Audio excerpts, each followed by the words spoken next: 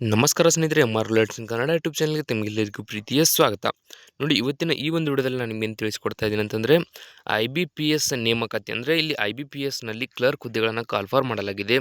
ಈ ಹುದ್ದೆಗಳಿಗೆ ನೀವು ಅಪ್ಲಿಕೇಶನ್ ಹಾಕಬೇಕಂತಂದರೆ ಶೈಕ್ಷಣಿಕ ಅರ್ಹತೆ ಎಷ್ಟಿರಬೇಕು, ಅಪ್ಲಿಕೇಶನ್ ಹಾಕಲು ಪ್ರಾರಂಭ ದಿನಾಂಕ ಮತ್ತು ಕೊನೆಯ ದಿನಾಂಕ ಯಾವುದು, ಆಯ್ಕೆ ಪ್ರಕ್ರಿಯೆ ಯಾವ ರೀತಿ ಇರುತ್ತೆ, ಹಾಗೆ ಇಲ್ಲಿ ಅರ್ಜಿಯನ್ನು ಸಲ್ಲಿಸುವುದು ಹೇಗೆ, ಎಲ್ಲ ಮಾಹಿತಿ ನಿಮಗೆ ಈ ಒಂದು ವಿಡಿಯೋದಲ್ಲಿ ತಿಳಿಸ್ಕೊಡ್ತಾ ಹೋಗ್ತೀನಿ. ಮಿಸ್ ಮಾಡದೆ ವಿಡಿಯೋ ಕೊನೆವರೆಗೂ ನೋಡಿ. ವಿಡಿಯೋ ಇಷ್ಟ ಆದರೆ ಲೈಕ್ ಮಾಡಿ ಮತ್ತು ಇನ್ನು ಯಾರ್ಯಾರು ಸಬ್ಸ್ಕ್ರೈಬ್ ಮಾಡ್ಕೊಂಡಿಲ್ಲ ದಯವಿಟ್ಟು ಸಬ್ಸ್ಕ್ರೈಬ್ ಮಾಡಿಕೊಂಡು ಪಕ್ಕದಲ್ಲಿರುವಂಥ ಬೆಲ್ ಐಕನ್ ಕ್ಲಿಕ್ ಮಾಡಿ ಆಲ್ ಅಂತ ಸೆಲೆಕ್ಟ್ ಮಾಡಿ.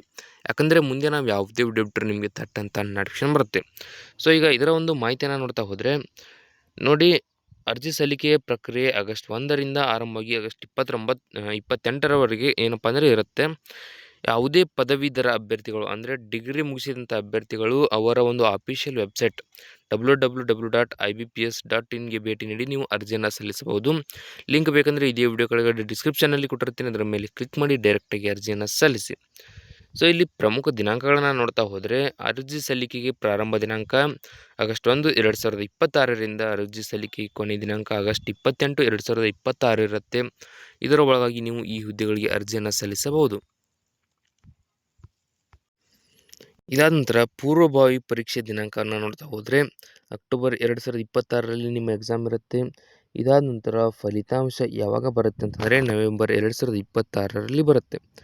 ಸೊ ಮೇನ್ ಎಕ್ಸಾಮ್ ಏನಿದೆ ಅದರ ಒಂದು ದಿನಾಂಕ ಡಿಸೆಂಬರ್ 2026ರಲ್ಲಿ ನಿಮ್ಮ ಎಕ್ಸಾಮ್ ಇರುತ್ತೆ. ತಾತ್ಕಾಲಿಕ ಪಟ್ಟಿಯನ್ನು ಮಾರ್ಚ್ 2027ರಲ್ಲಿ ಬಿಡುಗಡೆ ಮಾಡಲಾಗುತ್ತೆ. ಇಲ್ಲಿ ಅಪ್ಲಿಕೇಶನ್ ಹಾಕಲು ಶೈಕ್ಷಣಿಕ ಅರ್ಹತೆಯನ್ನು ನೋಡ್ತಾ ಹೋದರೆ ನೋಡಿ, 28/8/2026 ಪ್ರಕಾರ ಮಾನ್ಯತೆ ಪಡೆದ ವಿಶ್ವವಿದ್ಯಾಲಯದಿಂದ ಯಾವುದೇ ವಿಭಾಗದಲ್ಲಿ ನೀವು ಪದವಿಯನ್ನು ಅಂದರೆ ಡಿಗ್ರಿಯನ್ನು ಕಂಪ್ಲೀಟ್ ಮಾಡಿದರೆ ಸಾಕು ಅಪ್ಲಿಕೇಶನ್ ಹಾಕ್ಬೋದು. ವಯೋಮಿತಿ ಬಂದುಬಿಟ್ಟು ನೋಡಿ, 1/8/2026ರಂತೆ ಕನಿಷ್ಠ 20 ವರ್ಷದಿಂದ ಹಿಡಿದು ಗರಿಷ್ಠ 28 ವರ್ಷಗಳ ವಯಸ್ಸಿನ ಮಿತಿ ಹೊಂದಿರಬೇಕು.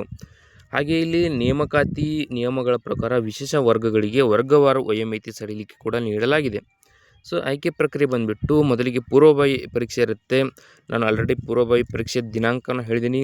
ಇದಾದ ನಂತರ ಮುಖ್ಯ ಪರೀಕ್ಷೆ ಇದರದ್ದು ಡೇಟ್ ಕೂಡ ಹೇಳಿದ್ದೀನಿ. ಇದಾದ ನಂತರ ನೋಡಿ, ಮುಖ್ಯ ಪರೀಕ್ಷೆಯಲ್ಲಿ ಯಾರ್ಯಾರು ಪಾಸ್ ಆಗ್ತಾರೋ ಅಂಥ ಅಭ್ಯರ್ಥಿಗಳನ್ನು ಸ್ಥಳೀಯ ಭಾಷಾ ಪ್ರಾವೀಣ್ಯತೆ ಪರೀಕ್ಷೆನ ನಡೆಸಲಾಗುತ್ತೆ. ಸೊ ಅಂದರೆ ಇದಕ್ಕೆ LLPT ಅಂತಾರೆ. LLPTಯಲ್ಲಿ ಪಾಸ್ ಆದಂಥ ಅಭ್ಯರ್ಥಿಗಳನ್ನು ದಾಖಲಾತಿ ಪರಿಶೀಲನೆ ಅಂದರೆ ಡಾಕ್ಯುಮೆಂಟ್ ವೆರಿಫಿಕೇಷನ್ಗೆ ಕಾಲ್ಫಾರ್ ಮಾಡಲಾಗುತ್ತೆ.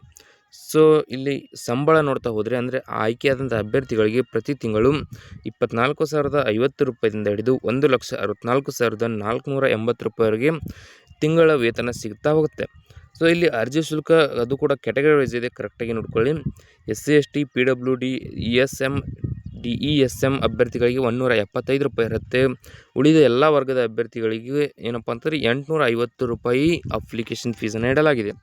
ಅಪ್ಲಿಕೇಶನ್ ಹಾಕುವ ಲಿಂಕ್ ಬೇಕಂದರೆ ಇದೇ ವಿಡಿಯೋ ಕೆಳಗಡೆ ಡಿಸ್ಕ್ರಿಪ್ಷನಲ್ಲಿ ಕೊಟ್ಟಿರ್ತೀನಿ, ಅಥವಾ ನಿಮಗೆ ನೋಟಿಫಿಕೇಶನ್ ಬೇಕಂದರೆ ಇದೇ ವಿಡಿಯೋ ಕೆಳಗಡೆ ಡಿಸ್ಕ್ರಿಪ್ಷನ್ನಲ್ಲಿ ಟೆಲಿಗ್ರಾಮ್ ಚಾನಲ್ ಲಿಂಕ್ ಇರುತ್ತೆ, ಅದರ ಮೇಲೆ ಕ್ಲಿಕ್ ಮಾಡಿ ಜಾಯ್ನ್ ಆಗಿ. ಅದರಲ್ಲಿ ನಿಮಗೆ ಎಲ್ಲ ಹುದ್ದೆಗಳ ಮಾಹಿತಿ ಸಿಗುತ್ತೆ. ಸೊ ಈ ಒಂದು ವಿಡಿಯೋದಲ್ಲಿ ಇಷ್ಟೇ ಇರುತ್ತೆ. ವಿಡಿಯೋದಲ್ಲಿ ನಿಮ್ಗೆ ಏನಾದರೂ ಡೌಟ್ ಇದ್ದರೆ ಕಮೆಂಟ್ ಮಾಡಿ, ಮತ್ತು ಇನ್ನು ಯಾರ್ಯಾರು ಸಬ್ಸ್ಕ್ರೈಬ್ ಮಾಡ್ಕೊಂಡಿಲ್ಲ ದಯವಿಟ್ಟು ಸಬ್ಸ್ಕ್ರೈಬ್ ಮಾಡಿಕೊಂಡು ಪಕ್ಕದಲ್ಲಿರುವಂಥ ಬೆಲ್ ಐಕನ್ ಕ್ಲಿಕ್ ಮಾಡಿ ಆಲ್ ಅಂತ ಸೆಲೆಕ್ಟ್ ಮಾಡಿ. ಯಾಕಂದರೆ ಮುಂದೆ ನಾವು ಯಾವುದೇ ವಿಡಿಯೋ ಬಿಟ್ಟರೆ ನಿಮಗೆ ತಟ್ಟಂತ ನೋಟಿಫಿಕೇಶನ್ ಬರುತ್ತೆ.